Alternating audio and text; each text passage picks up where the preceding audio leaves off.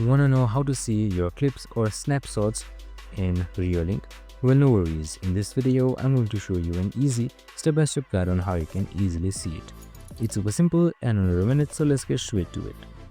Now, first things first, simply open up your Reolink application and make sure you are logged in first up. If you aren't, you cannot do it. We have also created a video on how to log in, so make sure to watch it if you are confused.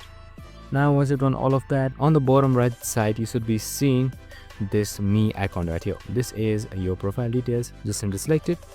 Now, in order to go or head towards the snapshots you had taken, just simply head towards album right here. That should be right below Reolink captures. Just simply select it. Now under album, it should be everything that you had recorded or taken a picture of, and that's it. That's how you easily see it. I hope this video helped. If it did, make sure to like, subscribe and tune in with us for more of these videos. See you in the next one.